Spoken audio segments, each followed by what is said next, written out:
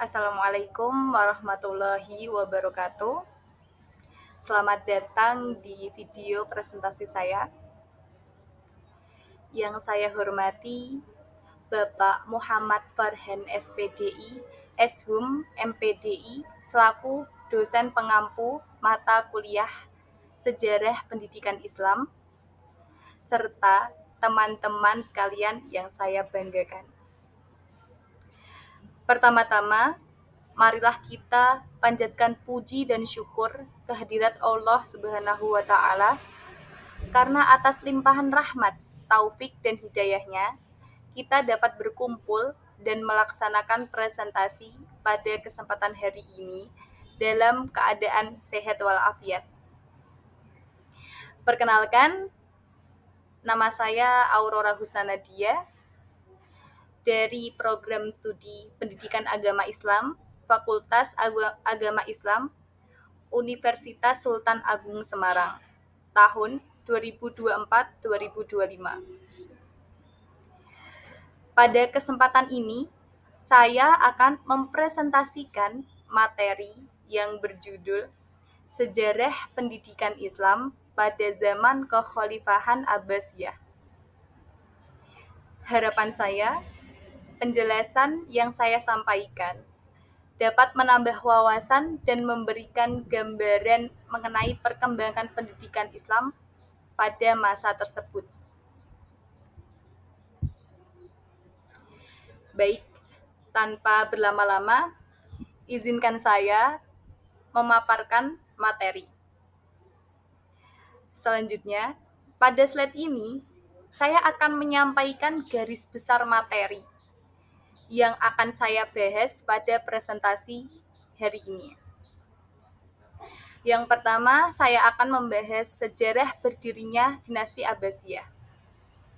Pada bagian ini, saya akan menjelaskan latar belakangnya muncul dinasti ini serta proses awal berdirinya dinasti Abbasiyah. Yang kedua, saya akan membahas perkembangan pendidikan pada dinasti Abbasiyah.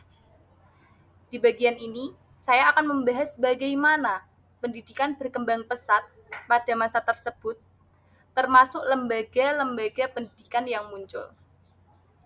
Dan yang terakhir, saya akan membahas tokoh-tokoh ilmuwan yang berpengaruh pada masa Abbasiyah.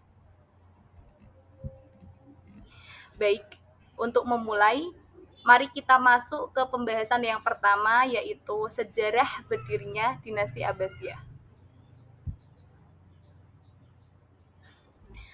Kekuasaan dinasti Bani Abbasiyah berfungsi sebagai kelanjutan dari kekuasaan dinasti Bani Umayyah. Mereka diberi nama Daulah Abbasiyah karena para pendiri dan penguasa dinasti ini adalah keturunan Abbas, paman Nabi Muhammad SAW. Abdullah As-Soffah adalah pendiri dinasti Abbasiyah.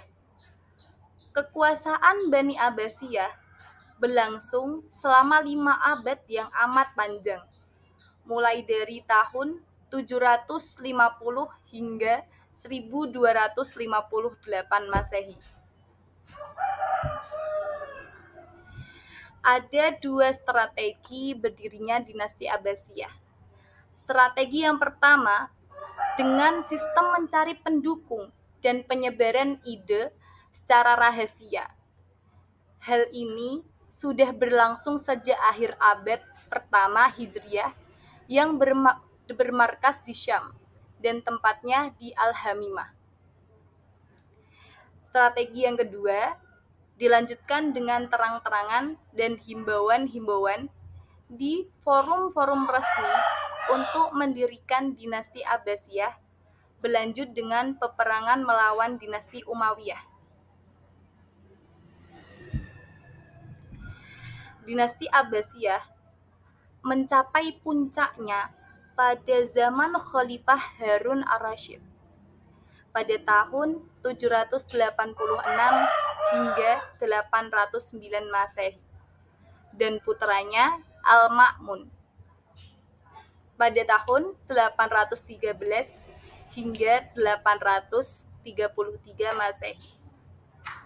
Kekayaan negara banyak dimanfaatkan Harun ar-Rasyid untuk keperluan sosial, mendirikan rumah sakit, dan lembaga pendidikan dokter dan farmasi.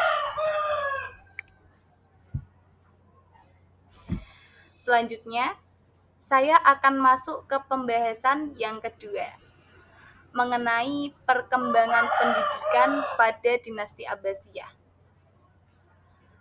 Pada masa ini, pendidikan mengalami perkembangan yang amat sangat pesat karena adanya dukungan penuh dari khalifah serta strategi keilmuan yang kuat. Pada slide ini, saya akan membagi menjadi 3 bagian utama. Yang pertama, lembaga pendidikan pada masa dinasti Abbasiyah. Yang kedua, metode pendidikan pada masa dinasti Abbasiyah. Dan yang ketiga, materi pendidikan pada masa dinasti Abbasiyah.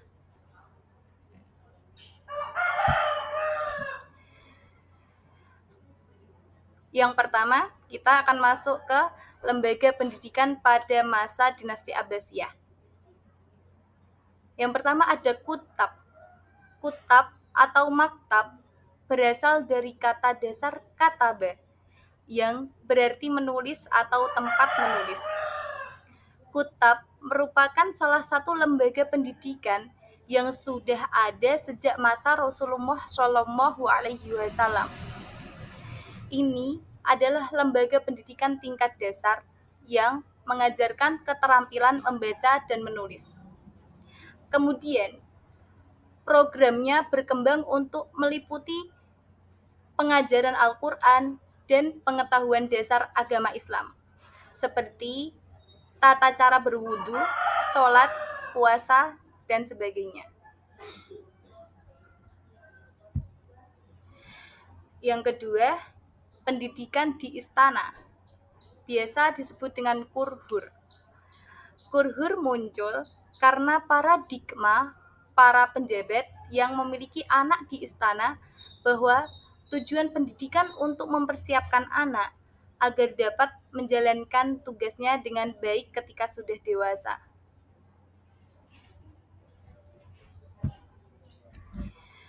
Yang ketiga, ada masjid.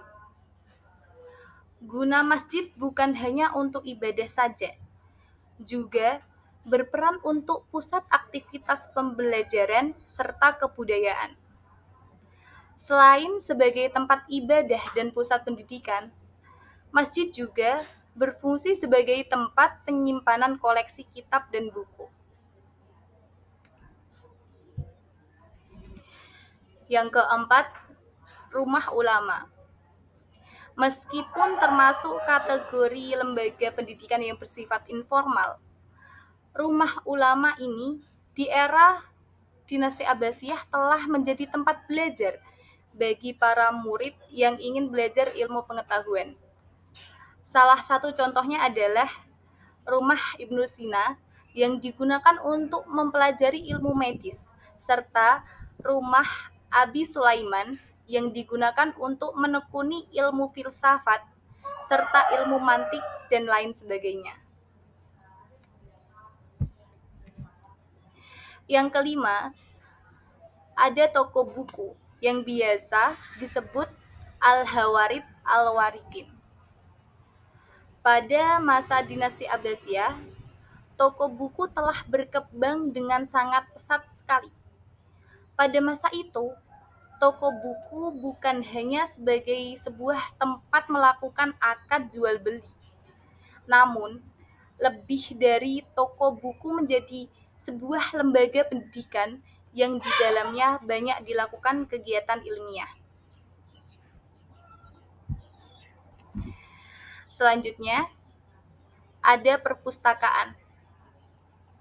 Berkembang perpustakaan yang sifatnya umum, yang diselenggarakan oleh pemerintah, yaitu Baitul Hikmah di Baghdad, yang didirikan oleh Khalifah Harun ar-Rasyid yang merupakan salah satu contoh dari perpustakaan Islam yang lengkap.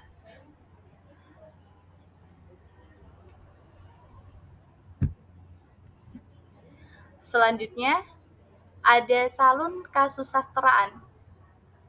Salun dalam bahasa Arab berarti sanggar seni, merupakan sebuah lembaga pendidikan yang bersifat non-formal yang di dalamnya banyak mendiskusikan tentang berbagai macam ilmu pengetahuan. Majelis ini sudah terdapat semenjak era Khulafaur Rasyidin.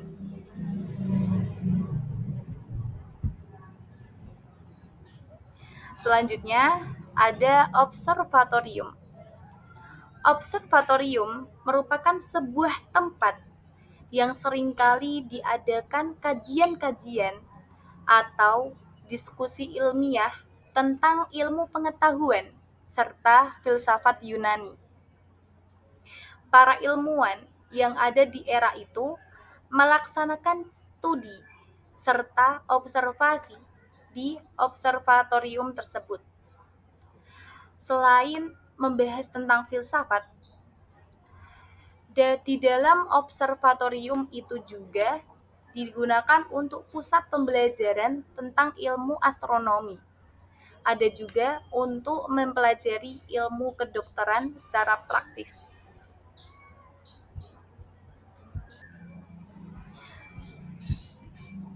Selanjutnya, ada ribet.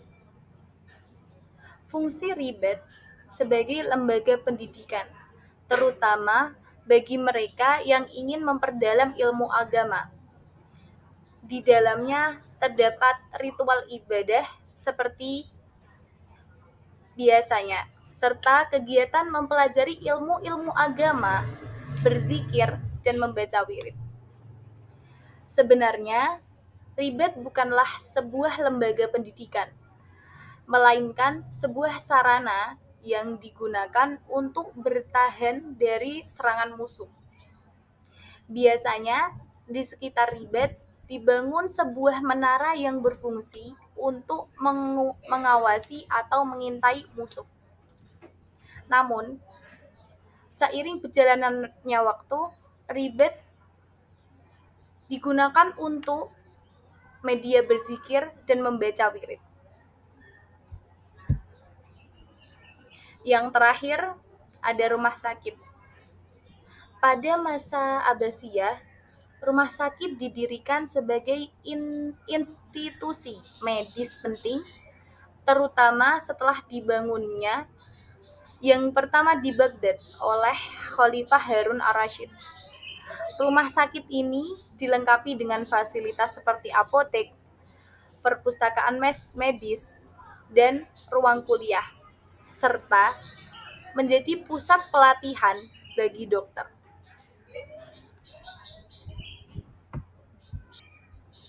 Selanjutnya kita akan membahas metode pendidikan pada dinasti Abbasiyah.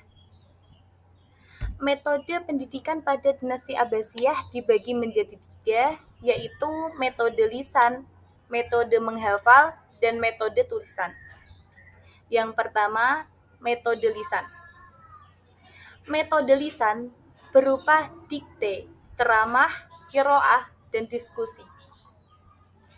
Metode dikte atau imla adalah metode penyampaian pengetahuan yang dianggap baik dan aman karena dengan imla ini murid mempunyai catatan yang akan membantunya ketika lupa.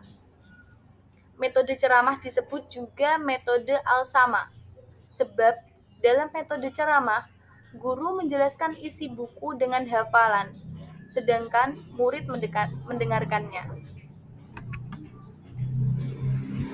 Metode yang selanjutnya ada metode menghafal. Murid-murid harus membaca berulang-ulang pelajarannya sehingga pelajaran tersebut melekat pada benak mereka.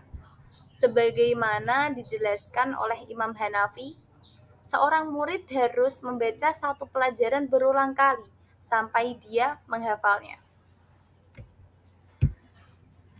Metode yang terakhir adalah metode tulisan. Metode tulisan dianggap metode yang paling penting pada masa ini. Metode tulisan adalah pengkopian karya-karya ulama. Dalam pengkopian buku-buku, terjadi proses intelektualisasi hingga tingkat penguasaan ilmu murid semakin meningkat. Metode ini di samping berguna bagi proses penguasaan ilmu pengetahuan, juga sangat penting, artinya bagi penggandaan jumlah buku teks, karena pada masa ini belum ada mesin cetak.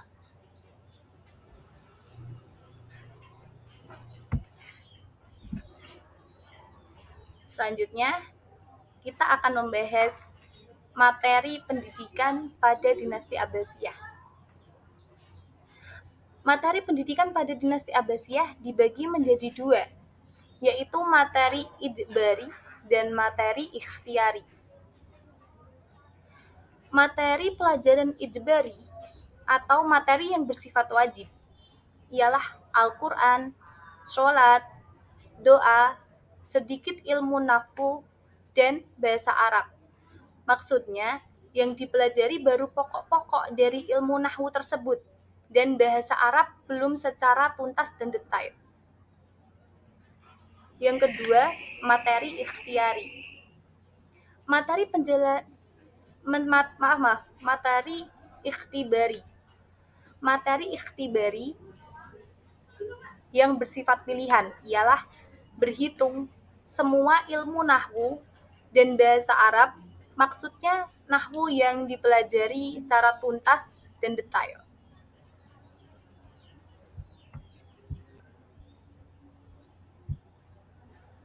Pada masa Abbasiyah, sekolah-sekolah terdiri dari beberapa tingkat, yaitu yang pertama, tingkat sekolah rendah. Di situ namanya kutab, sebagai tempat belajar bagi anak-anak. Adapun pelajaran yang diajarkan meliputi membaca Al-Quran dan menghafalkannya, pokok-pokok ajaran Islam, menulis, membaca, dan menghafal syair-syair atau prosa, berhitung, dan juga pokok-pokok nahwu shorof ala kadarnya. Yang kedua, tingkat sekolah menengah, yaitu biasanya diadakan di masjid dan majelis sastra dan ilmu pengetahuan sebagai sambungan pelajaran di kutab.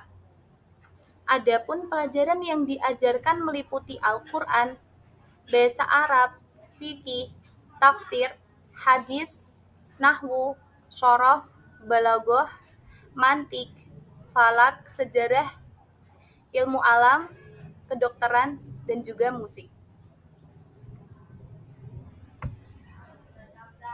Yang ketiga, tingkat sekolah tinggi, seperti Baitul Hikmah di Baghdad dan Darul Ilmu di Mesir Kairo.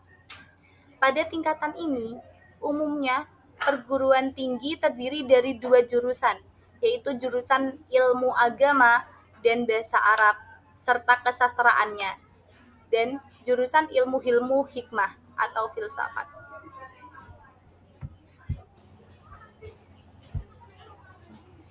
Lanjut ke poin yang ketiga, yaitu tokoh-tokoh ilmuwan yang berpengaruh pada dinasti Abbasiyah. Yang pertama ada Ibnu Sina. Abu Ali al-Husain bin Sina, biasa disebut Avicenna, diberi gelar Ash-Shaykhor, Rais, pemimpin para syekh atau pemimpin para cendekiawan. Ibnu Sina adalah seorang filsuf dan saintis terbesar dalam Islam yang memiliki pengaruh dalam bidang tumor, kedokteran, dan kimia. Di antara karyanya yang paling masyhur adalah Al-Qanun fi At-Tib, yang merupakan literatur ensiklopedis dalam dunia kedokteran Islam dan dunia Barat. Tokoh selanjutnya ada Jabir bin Hayyan. Jabir bin Hayyan dapat dijuluki sebagai tokoh pertama yang disebut dengan Bapak Kimia Bangsa Arab. Karya utama Jabir adalah yang berjudul Sirrur Asror, Diro Bayasbait, Tugul Bushur, yang sebagian besar diterjemahkan ke dalam bahasa Latin. Juga Kutub Kimiyahu yang membahas teori keseimbangan dan merupakan landasan teori kimia. Jabir bin Hayyan hidup pada masa awal Abbasiyah ketika dunia ilmiah berkembang pesat. Jabir menulis ratusan buku yang membahas teknik kimia seperti distilasi, sublimasi, kristalisasi, kalsinasi, dan penjernihan. Ia juga berhasil menemukan dan memurnikan berbagai zat kimia seperti asam nitrat, asam sulfat, dan berbagai senyawa organik. Jabir memperkenalkan prinsip-prinsip ilmiah seperti penggunaan alat laboratorium, metode eksperimental yang sistematis, serta pencatatan hasil uji coba secara detail. Melalui karya-karyanya, Jabir bin Hayyan meletakkan dasar bagi kimia modern dan menghapus unsur mistis dalam alkimia. Tokoh yang selanjutnya ada Al-Khawarizmi. Abu Ja'far Muhammad ibnu Musa Al-Khawarizmi. Dengan berbagai bukunya yang membahas metode matematika modern, ia dikenal sebagai Bapak Aljabar karena menulis kitab Aljabar wa Al-Muqabalah yang membahas persamaan kuadrat, pengukuran kalender, dan penentuan waktu ibadah. Karya-karya Al-Khawarizmi juga turut berperan untuk memperkenalkan ke benua Eropa angka-angka Arab yang disebut algoritma. Algoritma sekarang digunakan untuk metode perhitungan yang telah menjadi satu aturan tetap. Al-Khawarizmi juga termasuk orang yang mewariskan teorema trigonometri seperti sinus, kosinus, tangen, dan kotangen. Tokoh yang selanjutnya ada Al-Kindi. Abu Yusuf Ya'qub ibnu Ishaq Al-Kindi merupakan seorang filsuf saintis Muslim pertama. Al-Kindi mempelajari ilmu agama, filsafat, matematika, dan lebih khusus lagi tertarik pada sains filosofis, serta setelah pergi ke Baghdad. Ia memiliki minat pada ensiklopedik dan telah menulis 270 makalah mengenai logika filsafat, fisika, semua bidang matematika seperti musik, obat-obatan, dan kehidupan binatang. Tokoh yang selanjutnya ada Al-Farabi yang bernama lengkap Muhammad bin Torhan Abu Nasr. Ia merupakan filsuf peripatetik kedua setelah Al-Kindi. Selain mengikuti komentarnya tentang filsafat Aristoteles dan ilmu logika umumnya, Al-Farabi menuliskan apa yang menjadi pemikiran dan gagasannya, filsafat dan matematika. Tokoh yang selanjutnya ada Al-Biruni. Ilmuwan bernama Abu Al-Rayhan Muhammad ibnu Ahmad Al-Biruni. Dalam karya-karyanya, Al-Biruni mendiskusikan dengan cerdas perputaran bumi pada porosnya yang memunculkan perdebatan pada masa berikutnya. Ia juga mengkaji dengan sangat dalam prinsip terkait lintang dan bujur bumi. Al-Biruni adalah orang yang memperkenalkan pengukuran geodetik serta menentukan dengan teliti dan cermat koordinat-koordinat dari tempat-tempat. Ia juga menetapkan arah kiblat dengan sains astronomi dan matematika, serta menjelaskan jarak keliling bumi.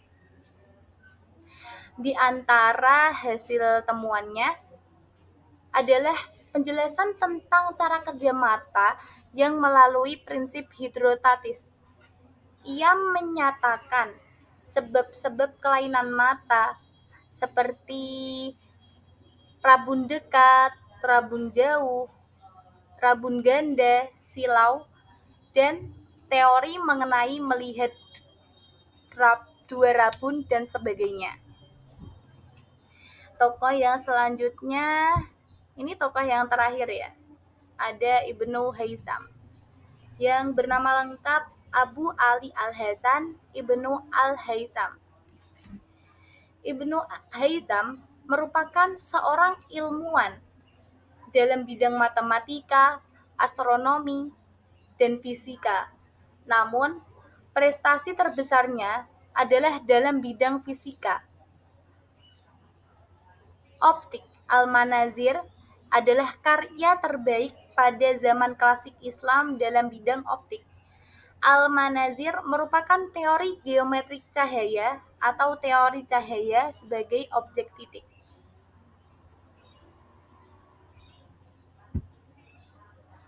Tak kerasa ya teman-teman, udah sampai ke kesimpulan. Kesimpulan dari materi yang saya sebutkan, yang saya jelaskan tadi adalah Dinasti Abbasiyah merupakan salah satu periode paling gemilang dalam sejarah peradaban Islam.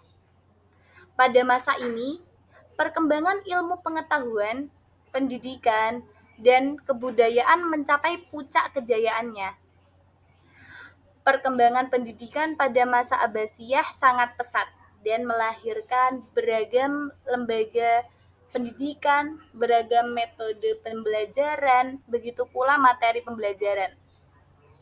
Pada masa Abbasiyah juga banyak tokoh ilmuwan besar yang bermunculan yang memberikan kontribusi besar bagi kemajuan sains dan peradaban Islam. Bahkan memengaruhi perkembangan ilmu pengetahuan di dunia barat.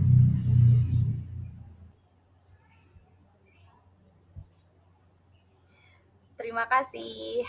Sebagai penutup, saya mengucapkan terima kasih kepada Bapak Muhammad Farhan, SPDI, Eshum, MPDI, selaku dosen pengampu mata kuliah ini, atas bimbingan dan arahannya sehingga saya dapat menyelesaikan pemaparan saya mengenai sejarah pendidikan Islam pada zaman Kekhalifahan Abbasiyah.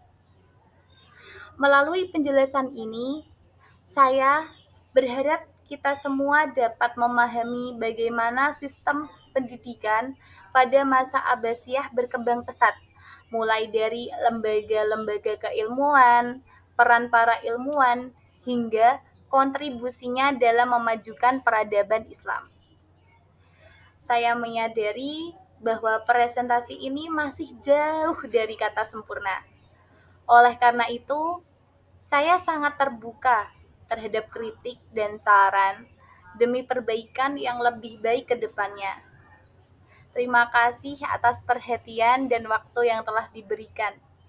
Terima kasih semuanya. Wassalamualaikum warahmatullahi wabarakatuh.